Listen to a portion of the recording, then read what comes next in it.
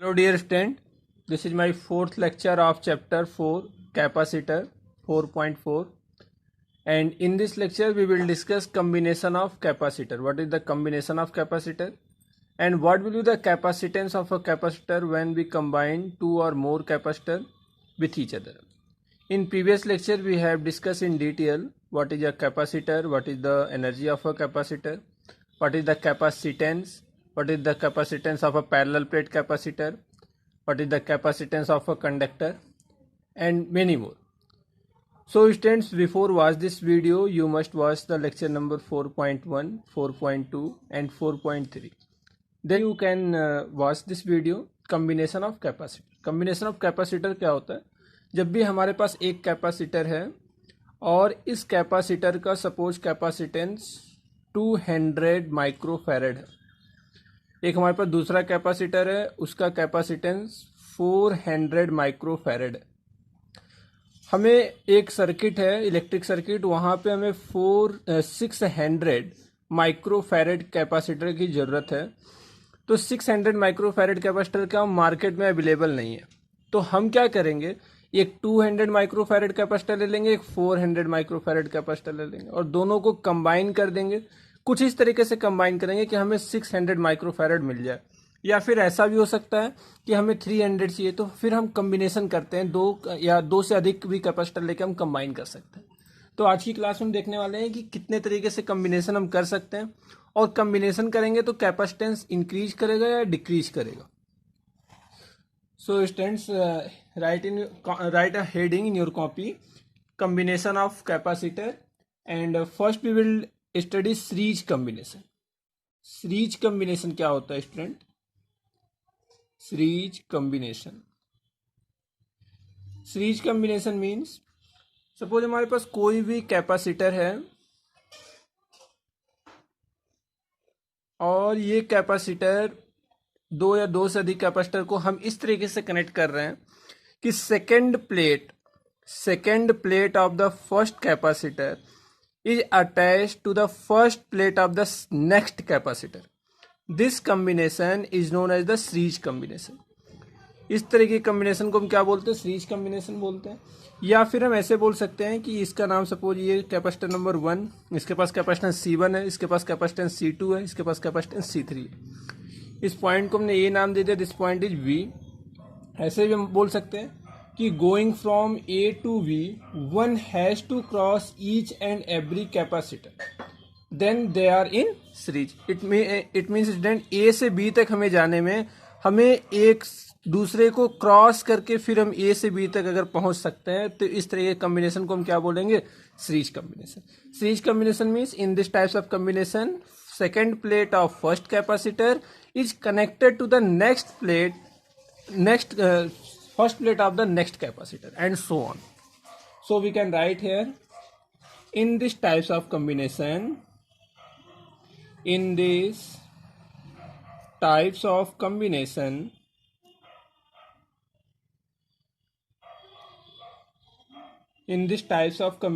second plate of capacitor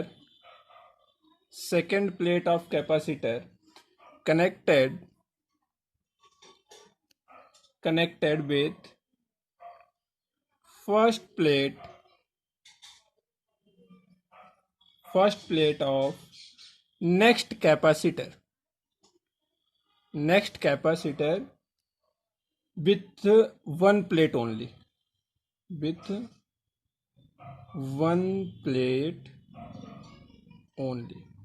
It means stand in series combination, second plate of the first capacitor is connected to the first plate. ये मान लो आपका first plate है, ये second plate है। मैंने बताया था कोई भी अगर कैपेसिटर है उसके अंदर दो प्लेट्स होते हैं, एक फर्स्ट प्लेट एक सेकंड प्लेट, और दोनों प्लेट में जब भी हम बैटरी से कनेक्ट करते हैं तो एक पे पॉजिटिव चार्ज एक पे निगेटिव चार्ज स्टोर हो जाता है, और इससे हम बोल देते हैं it is a charge storage device.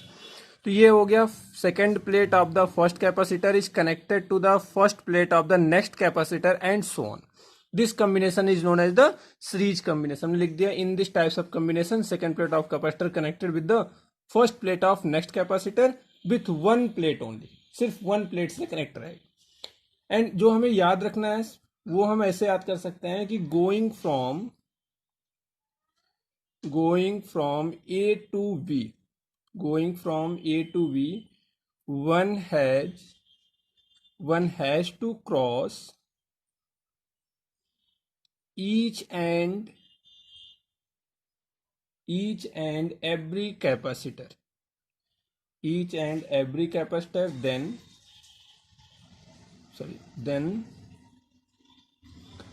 then they are in series. अगर ऐसा हो रहा है कि एक इंड से दूसरे इंड पे हम जा रहे हैं, ए से बी पे जा रहे हैं, तो हमें क्या करना है कि एवरी कैपेसिटर को क्रॉस करके जाना है। ऐसा नहीं कि ए से बी तक हम जा रहे हैं तो ये क्या हो जाएगा, क्रॉस करते हुए जा रहे हैं, फिर तभी ये सीरीज में, अदरवाइज सीरीज में नहीं है। फॉर एग्जाम्पल स्टूडेंट, अगर हमारे पास कुछ कैपेसिटर इस तरीके से कनेक्टेड है, this is a capacitor number first and ये हो गया हमारे पास कैपेसिटर सेकेंड, क्या ये सीरीज में है? ये ए पॉइंट हो गया, ये बी पॉइंट हो गया। मैं बोलूँ कि सीरीज में है या नहीं है, तो यहां से हम ए से बी पे अगर जा रहे हैं तो ए से बी पे जा रहे हैं, इसका मतलब कि एक से दूसरे पहुंच रहे हैं तो हम क्रॉस करके पहुंच रहे हैं, बिना क्रॉस के हम नहीं पहुंच पा रहे। It mean this is a in series combination. लेकिन अगर यही कैपेसिटेंस अगर कुछ इस तरीके का हो कि हमारे पास अगर इस तरीके से कनेक्टेड हो और यहाँ पे ए हो, यहाँ पे बी हो, इट मीन्स कि अगर हमें ए से बी पे पहुंचना है तो हम ए से बी पे डायरेक्टली सिर्फ सिंगल एक कैपेसिटर का दो, यहाँ पे दो पाथ है, ए टू बी, इस तरीके जा सकते हैं या फिर इधर से जा सकते हैं। इट मीन्स कि ए से बी तक जाने में हमें ईच एंड एवरी कैपेसिटर को क्रॉस नहीं करना पड़ रहा। It mean this is not in series combination, सिर्फ ये सीरीज कॉम्बिनेशन में है। तो first of all student, series combination क्या होता है ये हमें समझना है। इन this types of combination, second plate of the first capacitor is connected to the first plate of the next capacitor and so on। और A से B तक जाने में हमें एवरी कैपेसिटर को क्रॉस करके जाना है। अब हम देखेंगे कि हमें इक्विवेलेंट कैपेसिटेंस मीन्स कि अगर हम 3 कैपेसिटर ऐड कर रहे हैं किसी सर्किट में तो ओवरऑल कैपेसिटेंस कितना होगा, इक्विवेलेंस कैपेसिटेंस कितना होगा, ये हमें डेरिवेशन करना है। इस डेरिवेशन को करने के लिए हम स्टेप वाइज लिखते हैं। जैसे हमें फर्स्ट पॉइंट क्या करना होगा कि हमें चार्ज को देना होगा। तो सपोज अगर इसे हमने V वोल्ट की बैटरी से कनेक्ट किया, इस बैटरी का जैसे जब ये बड़ा वाला पॉजिटिव टर्मिनल होता है, स्मॉल वाला निगेटिव टर्मिनल।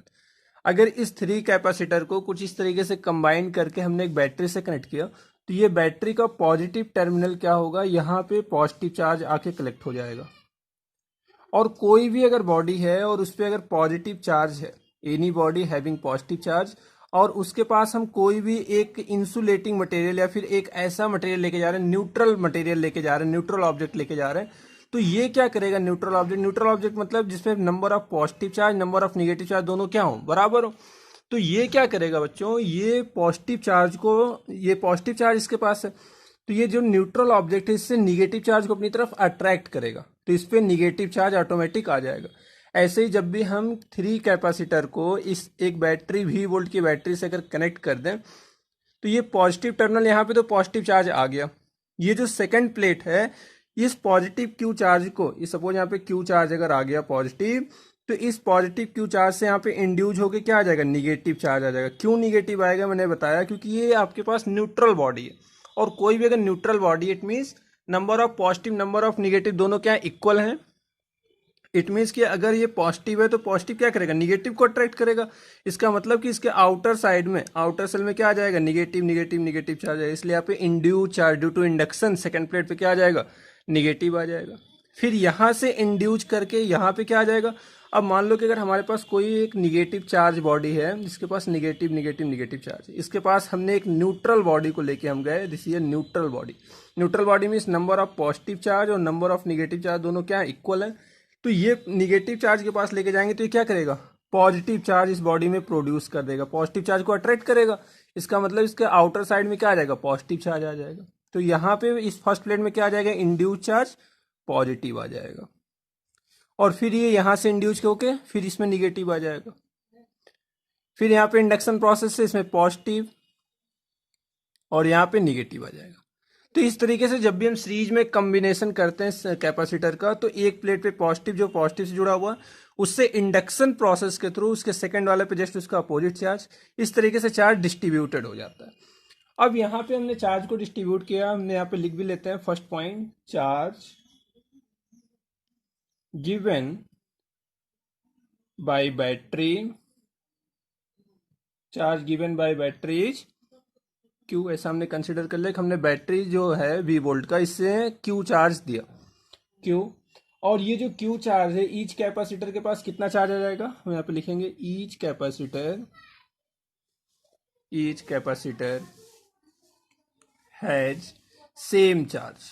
सबके पास क्या आ जाएगा, सेम चार्ज आ जाएगा। और वो कितना हो जाएगा, क्यू। एवरी पॉइंट पे कितना है, एवरी प्लेट पे Q charge, Q Q Q and Q. बस एक पे पॉजिटिव क्यू, एक पे negative Q, negative Q, positive Q, negative and positive. इस तरीके से चार्ज डिस्ट्रीब्यूट हमने कर दिया। फर्स्ट पॉइंट हमने लिख दिया। सेकेंड पॉइंट हम क्या देखेंगे कि वोल्टेज, एवरी जितने भी कैपेसिटेंस हैं उसके वोल्टेज कितने कितने, एवरी पॉइंट पे एवरी कैपेसिटर का वोल्टेज पोटेंशियल डिफरेंस कितना है। तो वोल्टेज फाइंड आउट करने के लिए हम लिखेंगे, देखो जो V वोल्ट की बैटरी से हमने तीनों कैपेसिटर को कनेक्ट किया था, ये जो टोटल वोल्टेज था ये 3 पार्ट में डिवाइड हो जाएगा और इक्वली डिवाइड होगा। सॉरी, ये 3 पार्ट में different different V1 V2 V3 के फॉर्म में डिवाइडेड हो जाएगा। तो हम यहाँ पे लिखेंगे कि V total potential V is divided, total potential V is divided across capacitor. And this V, इस टोटल V की वैल्यू कितनी हो जाएगी, इस V की वैल्यू हो जाएगी V1, इसके पास यहाँ पे V2, यहाँ पे V3, क्योंकि डिफरेंट डिफरेंट यहाँ पे पोटेंशियल अलग हो जाएगा, यहाँ पोटेंशियल अलग, यहाँ पोटेंशियल अलग। तो this V is equal to V1 plus V2 plus V3। इस तरीके से क्या हो जाएगा, इक्वली डिस्ट्रीब्यूट हो जाएगा। अब हमें क्या फाइंड आउट करना है, हमें फाइंड आउट करना टोटल कैपेसिटेंस कितना होगा। तो कैपेसिटेंस का फॉर्मूला हमें क्या पता है, C is equal to Q upon V। तो यहाँ पे तो हमें Q पता चल गया कि Q क्या होगा, एवरी प्लेट पे सेम होगा। V भी पता चल गया, फर्स्ट वाले प्लेट के लिए V1, सेकंड वाले के लिए V2, थर्ड वाले के लिए V3।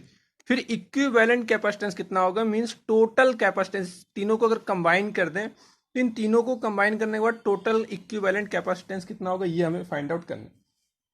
यहाँ पे सबसे पहले हम V1 V2 V3 को डिफाइन करेंगे। एंड इस ये जो V1 V2 V3 है, ये क्या कर रहा है, इस कैपेसिटेंस का, इस कैपेसिटर का कैपेसिटेंस प्रोड्यूस कर रहा है। क्योंकि हमने बताया था कोई भी कैपेसिटर को अगर हम बैटरी से कनेक्ट करेंगे, V वोल्ट देंगे, तो उसमें कैपेसिटेंस C प्रोड्यूस होगा।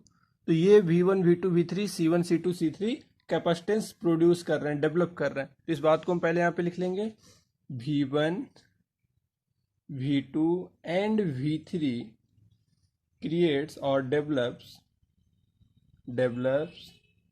capacitance C1 C2 and C3। अब यहां से हम V1 V2 V3 की वैल्यू फाइंड आउट कर सकते हैं। V1 will equal to Q upon C1, क्योंकि Q तो सब जगह क्या है, सेम है। तो हम यहाँ पे कितना लिख सकते हैं, कैपिटल Q होता है, यहाँ पे capital Q upon C1। V2 की जगह पे Q अपॉन C2, V3 की जगह पे Q अपॉन C3। यहाँ से V1 V2 V3 find out हो गया। अब इससे ये प्रूफ हो रहा है कि अगर हमारे पास C जो है वो स्मॉल है, if capacitance of any capacitance small है, इट मीन्स पोटेंशियल हमें ज्यादा जरूरत पड़ेगी। तो हम ऐसे लिख भी सकते हैं, smaller C, smaller capacitance will have large potential across it. हमें फाइंड आउट क्या करना है, टोटल कैपेसिटेंस फाइंड आउट करना है। कैपेसिटेंस का फॉर्मूला क्या होता है, C equal to Q upon V। तो ये चीज ध्यान रखना, कभी भी कम्बिनेशन के केस में, चाहे वो आपका सेल का कम्बिनेशन हो, कैपेसिटर का कम्बिनेशन हो, या फिर आगे हम चैप्टर में पढ़ेंगे रजिस्टर का कम्बिनेशन के केस में जो भी डिफरेंट होता है, डिफरेंट का मतलब कि यहाँ पे पोटेंशियल क्या डिफरेंट है, यहाँ पे V1 V2 V3 जो भी फिजिकल क्वांटिटी डिफरेंट होती है उसी को हम क्या करते हैं, ऐड करते हैं। तो हमें थर्ड लाइन में, हम थर्ड स्टेप में क्या लिखेंगे कि टोटल हमें इक्विवेलेंट पोटेंशियल कितना होगा, क्योंकि डिफरेंट यहाँ पे क्या है, V1 V2 V3 है, क्योंकि Q तो चार्ज क्या है, सब जगह सेम है। तो जो डिफरेंट है उसी को हम ऐड करेंगे। Then equivalent capacitance A to V will be, A to V से इक्विवेलेंट कैपेसिटेंस कितना हो जाएगा। तो हमें पता है, we know that V is equal to V1 plus V2 plus V3। यहाँ पे अगर हम वैल्यू पुट करें तो कितना हो जाएगा, V will be equal to V1 की value Q upon C1, V2 की value Q upon C2 and V3 की वैल्यू Q अपॉन C3। यहाँ से अगर हम Q को कॉमन ले लें, then V will equal to Q into 1 upon C1 plus 1 upon C2 plus 1 upon C3। और हमें पता है कि V इज इक्वल टू जो हमारा ये टोटल वोल्टेज है, ये टोटल वोल्टेज किसके बराबर हो जाएगा, ये टोटल वोल्टेज हो जाएगा charge upon equivalent total capacitance, charge upon equivalent capacitance will be equal to Q into 1/C1 plus 1/C2 plus 1/C3 for 3 capacitance. ये कितना हो जाएगा, ये आपका हो जाएगा Q will cancel out and 1 capacitance equivalent will equal to 1/C1 plus 1/C2 plus 1/C3. This will be the capacitance or equivalent capacitance when capacitor is connected in series combination. तो यहाँ पे हमने क्या देखा, in series combination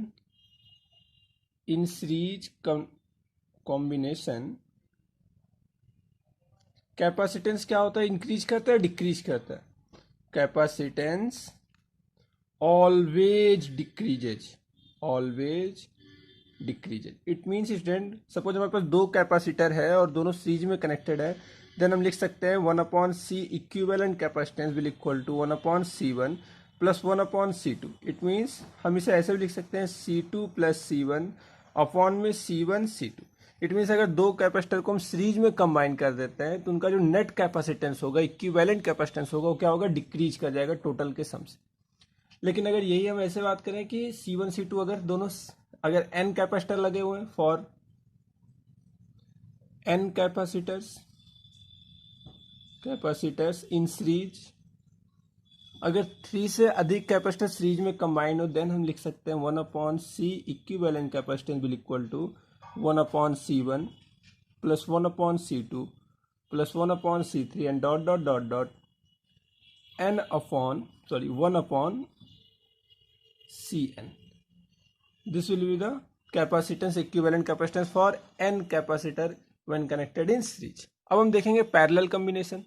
right, next heading capacitors in parallel. क्या होता है जब कैपेसिटर पैरेलल में कनेक्टेड होता है, पैरेलल मीन्स सपोज हमारे पास कुछ इस तरीके का कॉम्बिनेशन अगर है, वन कैपेसिटर, ये दूसरा कैपेसिटर एंड ये तीसरा, इस तरीके से कनेक्टेड है और यहाँ पे हम क्या कर रहे हैं, कोई भी एक ए पॉइंट एक बी पॉइंट कंसीडर कर ले रहे हैं और यहाँ पे हम एक बैटरी से इसे कनेक्ट कर दे रहे हैं, then this types of combination is known as the capacitor in parallel combine या पैरेलल कॉम्बिनेशन कैपेसिटर। इसका कैपेसिटर सपोज C1 है, इसका कैपेसिटर C2 है, इसका कैपेसिटर C3 है। तो पैरेलल कैपेसिटर को हम ऐसे भी डिफाइन कर सकते हैं, द कैपेसिटर कब पैरेलल कॉम्बिनेशन कहलाएगा, हम लिखेंगे जब कैपेसिटर के पास the capacitors are said to be connected in parallel combination, when said to be in parallel combination if potential difference of each capacitor will be same, if potential difference across each capacitor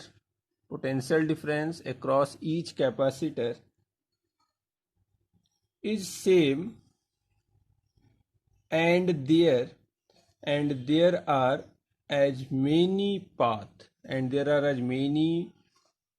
paths for charge flow as the number of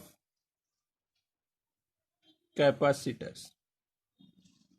it means students कि अगर हमारे पास, जैसे हमने series combination में देखा था कि ए से बी में अगर हमें जाना है तो हम कैपेसिटर को क्रॉस करके जाएंगे, लेकिन यहाँ पे हमें ए से बी में जाने में अगर एक से ज़्यादा पाथ्स हैं, जैसे हम यहाँ से ए से बी इस रास्ते से भी जा सकते हैं, ए से बी हम डायरेक्ट जा सकते हैं, ए से बी हम इधर से भी जा सकते हैं, अगर मेनी पाथ्स है देन दिस कॉम्बिनेशन को हम क्या बोलेंगे, capacitor in parallel combination.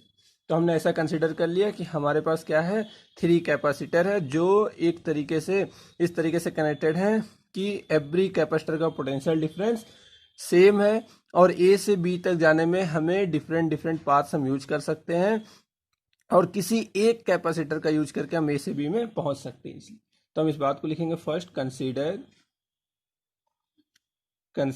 3 capacitors of capacitance C1, C2 and C3 are connected in parallel across a battery of voltage V volt की बैटरी से C1 C2 एंड C3 तीन capacitor connected ऐसा हमने consider कर लिया। देन फर्स्ट स्टेप क्या होगा, total charge, क्योंकि हमने यहाँ पे क्या देखा कि जब भी हम इसे कनेक्ट करेंगे तो ये बैटरी का positive terminal negative terminal, positive terminal से चार्ज जाएगा और ये कनेक्ट होकर यहाँ पे क्या आ जाएगा, पॉजिटिव चार्ज आ जाएगा, यहाँ पे क्या आ जाएगा, Q1 चार्ज आ जाएगा। लेकिन बच्चों यहाँ पे इंडक्शन नहीं होगा, बिकॉज ये आपका जस्ट इसके बगल में नहीं रखा हुआ, ये इसके ठीक नीचे लगा हुआ और डिस्टेंस पे भी लग सकता है, इसलिए यहाँ पे चार्ज इंड्यूस नहीं होगा। फिर बैटरी से चार्ज आएगा और यहाँ पे क्या आएगा, यहाँ पे भी कुछ चार्ज कनेक्ट हो जाएगा। जैसे यहाँ पे Q1 चार्ज अगर हुआ तो यहाँ पे कितना आ जाएगा, Q2 चार्ज आ जाएगा, इसे हम लिख देंगे Q2। यहाँ पे कितना चार्ज, क्योंकि ये बैटरी से कनेक्ट है, ये तीसरे वायर से कनेक्टेड है, यहाँ पे कितना आ जाएगा, Q3 चार्ज आ जाएगा।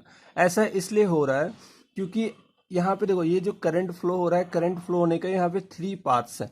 जो चार्ज फ्लो हो रहा है, एक पाथ से यहाँ से, एक दूसरा यहाँ से, तीसरा यहाँ से। चार्ज करंट का मतलब होता है rate of flow of charge.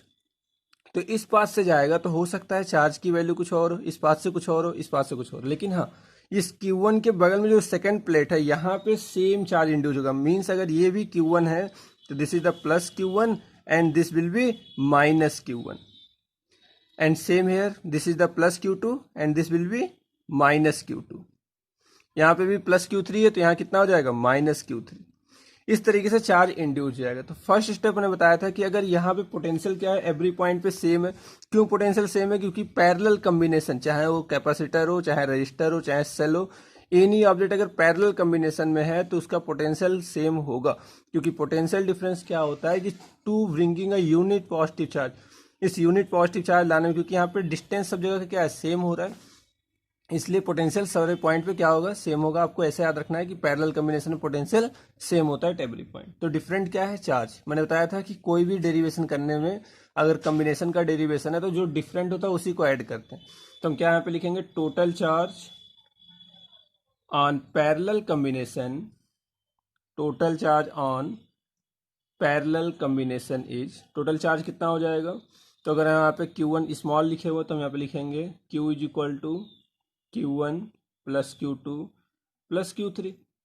और हमें पता है कि C इज इक्वल टू, क्योंकि कैपेसिटेंस का फॉर्मूला हमें याद रखना है, C इज इक्वल टू कितना बताया था, Q upon V। Then we can write here Q is equal to C into V। So we can write here Q1 is equal to C1 into V, क्योंकि potential same है, सिर्फ capacitance अलग है, इसलिए हम यहाँ पे लिखेंगे C1 into V। And Q2 की जगह पे C2 इंटू V, Q3 की जगह पे C3 इंटू V। और ये जो आपका नेट है यहाँ पे देखो, हम यहाँ पे लिख सकते हैं V को कॉमन ले सकते हैं, क्योंकि V सब जगह क्या है, सेम है, C1 plus C2 plus C3। It means कि अगर हम Q नेट के जगह पे क्या लिख सकते हैं, Q नेट की जगह पे हम लिख सकते हैं C इक्विवेलेंट इंटू V लिख सकते हैं। And this V will B cancel out, और यहाँ से हम C इक्विवेलेंट की वैल्यू फाइंड आउट कर सकते हैं, C1 plus C2 plus C3।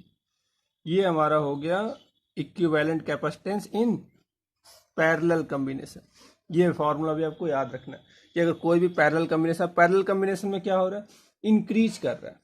तो हम पैरेलल कॉम्बिनेशन में क्या देखेंगे कि जब भी पैरेलल कॉम्बिनेशन में हम कैपेसिटेंस को ऐड करते हैं तो उसका जो कैपेसिटेंस होता है वो क्या होता है, इंक्रीज करता है। But in series combination capacitance decrease करता है। Students right next heading, force between the plates of a charge parallel plate capacitor. हमारे पास एक पैरेलल प्लेट कैपेसिटर है और इसके बीच की जो डिस्टेंस है वो कितना है, d है। हमने क्या किया कि इसको प्लस Q चार्ज दे दिया एंड इसको हम माइनस Q चार्ज दे दिया। कैसे हम चार्ज देते हैं, हमने बताया था कि इसको बैटरी के पॉजिटिव टर्मिनल से कनेक्ट कर दें, इसको बैटरी के निगेटिव टर्मिनल से कनेक्ट कर दें, तो इस पर पॉजिटिव चार्ज आ जाएगा, इस पर निगेटिव चार्ज आ जाएगा। ऐसा हम इनिशियली कंसिडर कर रहे हैं कि ये जो दोनों प्लेट है, इन दोनों प्लेट के बीच की बहुत ही स्मॉल डिस्टेंस थी। पहले दोनों प्लेट यहाँ पे रखा हुआ था, अब जब ये यहाँ पे रखा हुआ था फिर हम क्या कर रहे हैं, इस प्लेट को थोड़ा सा और शिफ्ट करना चाह रहे हैं, दूर करना चाह रहे हैं। तो क्या हम दूर करेंगे तो इन दोनों के बीच में कोई फोर्स लगेगा, एग्जैक्टली लगेगा, क्योंकि हमने कूलाम्स लॉ में पढ़ा था कोई भी बॉडी के पास अगर चार्ज है, अगर अपोजिट नेचर का चार्ज है तो अट्रैक्टिव फोर्स, अगर अगर सेम नेचर का चार्ज है तो उसमें रिपल्सिव फोर्स लगेगा। यहाँ पे अपोजिट नेचर है, this is the positive Q charge, this is negative Q charge, तो इन दोनों के बीच में एक फोर्स लगेगा। कौन सा फोर्स लगेगा? अट्रैक्टिव। और ये जो अट्रैक्टिव फोर्स लगेगा, ये फोर्स कितना होगा ये हम फाइंड आउट करते हैं। तो इस फाइंड आउट करने से पहले हमें इनिशियली कंसिडर करना पड़ेगा कि ये दोनों प्लेट पहले बहुत ही स्मॉल डिस्टेंस पे प्लेस थे। फिर हम क्या कर रहे हैं, इसे शिफ्ट कर रहे हैं। तो हम पहले कंसिडर कर लेंगे let initially the plates of capacitor are almost but not quite touching। ये बहुत ही पास है बट एकदम टच नहीं किए हुए। अब हम इसे क्या कर रहे हैं कि थोड़ा सा शिफ्ट करना चाह रहे हैं। क्यों शिफ्ट करना चाह रहे हैं? हमें फोर्स की वैल्यू फाइंड आउट करना है। तो हम यहाँ पे लिखेंगे नाउ द वर्क डन। जब शिफ्ट करेंगे तो वर्क तो करना पड़ेगा। Now the work done in separating the work done in separating the plates from near one plate or near initial plate from, हम ये जो ऑलमोस्ट डिस्टेंस इसे कितना मान ले रहे हैं, हम ये कंसिडर कर ले रहे हैं कि पहले बहुत ही स्मॉल डिस्टेंस, जीरो डिस्टेंस पे था, तो हम लिख दे रहे हैं 0 to डी डिस्टेंस हमने क्या किया? शिफ्ट किया। ऐसा हमने कंसिडर किया कि हमारे पास एक कैपेसिटर था जिसपे प्लस क्यू चार्ज था, माइनस क्यू चार्ज था, बहुत ही पास थे, और उसे हम क्या कर रहे हैं? सेपरेट कर रहे हैं डी डिस्टेंस पे। तो कितना वर्क डन करना पड़ेगा? तो वर्क डन का जो फॉर्मूला होता है, work done is equal to force into displacement. क्योंकि फोर्स हम यहाँ पे लगा रहे हैं, कितना डिस्प्लेस हो रहा है, this product is known as the work done. इसे हम कंसिडर कर लेंगे फर्स्ट इक्वेशन। और हमें पता है कि कहीं पे भी अगर चार्ज की बात आ रही है, दो चार्ज है, तो चार्ज में कितना वर्क डन होता है, ये वर्क डन एक एनर्जी के फॉर्म में स्टोर होता है, और इस एनर्जी को हम क्या बोलते हैं? Potential energy. तो हमें पता है कि this work done will be equal to, किसके बराबर होगा? पोटेंशियल एनर्जी की इक्वल होगा। और पोटेंशियल एनर्जी का फार्मूला हमने प्रीवियस लेक्चर में डिस्कस किया था। ये कितना होता है? हाफ क्यू इंटू वी होता है। अब यहाँ पे हाफ क्यू इंटू वी हमने लिख दिया। हमें ये भी पता है कि v is equal to E into D. ये कैसे पता है? क्योंकि v upon D potential gradient is equal to electric field, then हम लिख सकते हैं v is equal to E into D. ये फॉर्मूला हमें पता है। हमने यहाँ पे हमें क्या करना है कि ये जो एनर्जी है, इस एनर्जी को हमें फोर्स के टर्म में यूज करना है, जिससे हम फाइंड आउट कर सकें फोर्स की वैल्यू एनर्जी के टर्म में। तो यहाँ पे हम क्या लिखेंगे? u will equal to half, q के जगह पे q, v की वैल्यू हम कितना पुट कर सकते हैं? e इंटू डी पुट कर सकते हैं। और इसे हमने इक्वेशन नंबर सेकेंड कंसिडर कर लिया। ये हमारा, क्योंकि वर्क डन जो होता है यही एनर्जी होता है। The work done to shifting this plate from 0 distance to d distance will be converted or will be stored in the form of potential energy. So equation 1 and equation 2 will be same. तो हम यहाँ पे लिख सकते हैं from equation 1 and 2 we have, हमारे पास क्या मिल जाएगा? FD force into displacement will be equal to half Q into E into D। ये वैल्यू हमें मिल गया।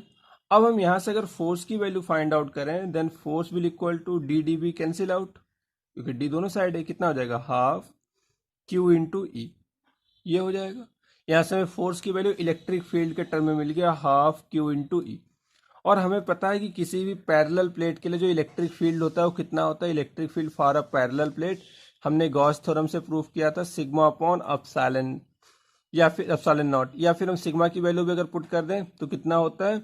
Q upon A epsilon not. ये इलेक्ट्रिक फील्ड होता है किसी भी पैरेलल प्लेट के लिए। अगर कोई चार्ज पैरेलल प्लेट सीट है तो उसके लिए इलेक्ट्रिक फील्ड कितना होता है। हम इसकी वैल्यू अगर पुट करें, देन हम फोर्स की वैल्यू कितना फाइंड आउट करेंगे? F will equal to half Q into E की वैल्यू अगर हम पुट करें तो कितना हो जाएगा? Sigma upon epsilon not. या फिर सिग्मा की वैल्यू भी अगर हम पुट करें तो ये कितना हो जाएगा? F will be equal to half ये क्यू क्यू कितना जाएगा, हाफ क्यू स्क्वायर अपॉन में एप्सिलॉन नॉट ए, ये हो जाएगा फोर्स की वैल्यू दो कैपेसिटर के बीच में।